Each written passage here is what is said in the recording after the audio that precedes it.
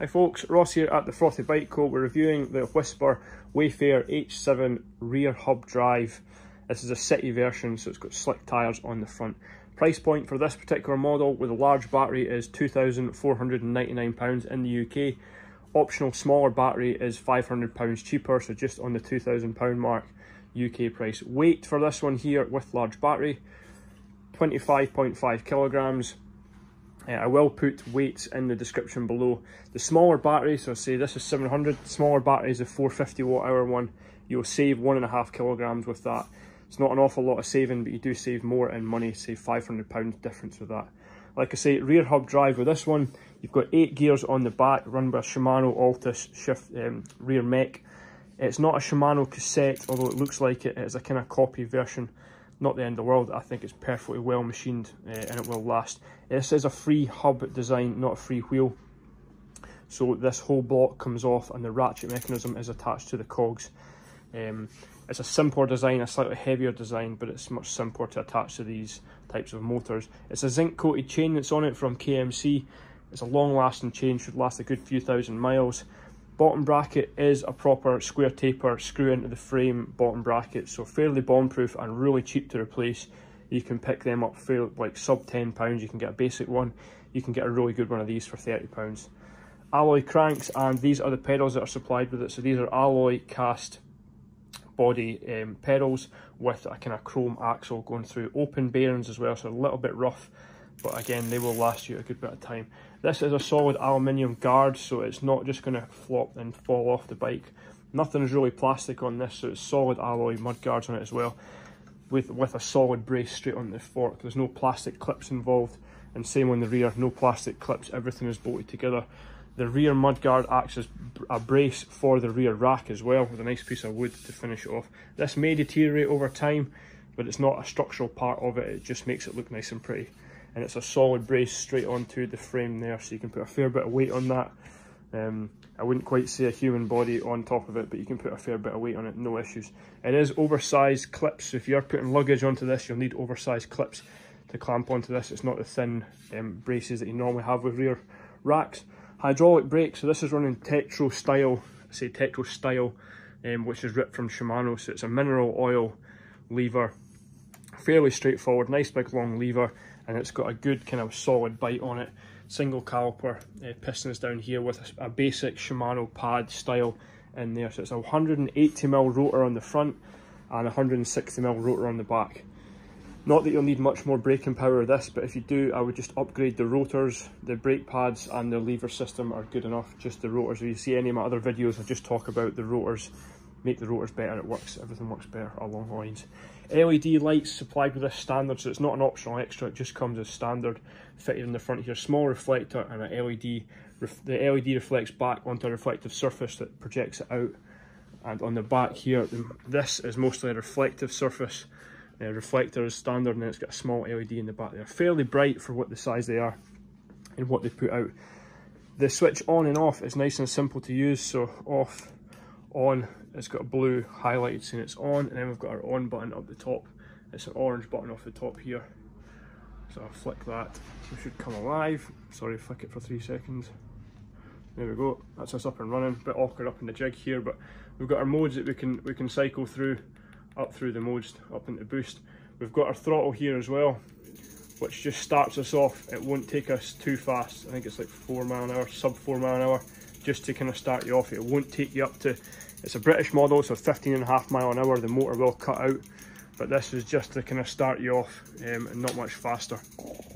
The lights on and off, press and hold the top button for a few seconds, and on come the lights. So that's your front light and rear light activated there. Small cables that run fairly neatly through the frame for the lights. This one here, I think I'm going to swap for the customer. I'm going to move this out the front underneath this plate and then back down, so it's a little bit neater, and leave a bit of baggage off the front there. Lockout front forks, these are fairly sturdy forks. It's just a spring inside there with rubber dampener. There's nothing complicated about them.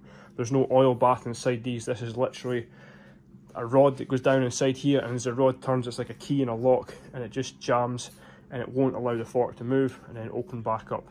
Not that this kind of bike is designed for heavy hill climbs or that, but it's just a It's a nice little feature from Suntour forks. The handlebar and stem setup. So the handlebar width on these is 640mm wide handlebars. Nice swept back style. The stem itself, you can raise and lower it. It's got this bolt here, so if you slacken that right off, we can raise the stem up, and we can get a different angle on it, so bring the handlebars back to the customer or bring them down. The saddle that comes with it is a fairly nice, comfortable, sturdy saddle. It does have a really nice grip on the back here. These bikes being heavy, say 25.5 kilograms for this bike, you're going to try and manoeuvre it in your shed or up some steps or round about a doorway. It's got a good handle, so when you're grabbing the bike, there's no sharp edges under here. You can grab it by here or you can grab it by there. It's pretty sturdy setup for a saddle for this style bike. Lock-on grips as well, so they're not going to spin or rotate. So again, it's not a little extra, just adding to the bike. Bell that comes with it, it's not just your cheap normal, it's a fairly reasonable bell for what comes with. The cable arrangement up here as a mechanic isn't that neat and tidy. It does have a double split that comes off the LCD display there, one across the throttle and one heading back down. It's not as clean as it could be, but I'm not too concerned about it, not for what this bike's going to be getting used for. Front brake cable on this model is a little bit long. They may differ depends on what time they come from the factory, but I would like to see that like a good few inches shorter. The main selling point for me in this is just it's a good, solid, sturdy, basic bike. The motor system itself, it unbolts as standard. It's got a clip down inside here to remove. I'm trying to get the camera angle onto you. So if you're removing the back wheel, it's hidden in there, but it does just unclip and clip back in. There's no zip ties to cut. Pretty much every other brand of bike has zip ties to cut to remove that. So if you have to change the tyre out on the road, you've then got a loose cable to come back with. It's large nuts holding the rear wheel on as standard, and it does have these lock-in washers in place. Solid kickstand as well, bolting onto this flange here. It is adjustable from the screw underneath there. The screw does not locate into a single hole on this arm. It just kind of presses in, so you might want to upgrade that in the future. Because if you knock this, if you have the kickstand down and you drop it onto the kickstand with a bit of force, that little nut doesn't have an awful lot of friction to stop this from sliding back up and in. But I'm only nitpicking here. There's nothing major that I'm disappointed with this bike. It's a fairly good setup. Shimano lever up the top here as well. It's nice and sturdy. Proper basic gearing on it, but it's good enough. If you're looking for a lower gear range, so if you are doing a lot of hills with this and you're struggling with the gear range, rather than messing about with the cassette range and setup at the back, I would just change the front chainring. So the chainring is attached to the cranks. It would be a new set of cranks with a smaller front chainring. If you lower that size, I'll put the size of that cog in the description below, but if you lower that size, make it smaller, then you'll find the hills a lot easier to climb. And you won't be altering too much in the back either. So if you try and alter the back cog sizes like a lot of mountain bikers do, you're going to come into complications with rear mech and shifter, and what you can physically fit to this physically fit to the hub drive isn't straightforward either. The tyres and the wheels are 27.5 inch, and it is 2.2 inch wide tyres. Real thick kind of rubber profile on these Kendas, so they should be fairly puncture protective. But if you're struggling with thorns and that in these, I would suggest a set of maybe Schwalbe Marathon Plus kind of tyres, real thick, extra thick rubber. These are similar to it. The punchers on the rear will be your one sticking point with this. If you went for a mid-drive version of Wisper, you wouldn't have quite the same complication as removing the back wheel. The only main complication is just making sure you unclip the main power that goes to the hub when you're removing the back wheel for a puncher. That's about it. I can't think of anything more. Check my whiteboard, I haven't missed any major topics. Nope, we've covered them all. Questions, comments below. Thanks for watching the video. Cheers.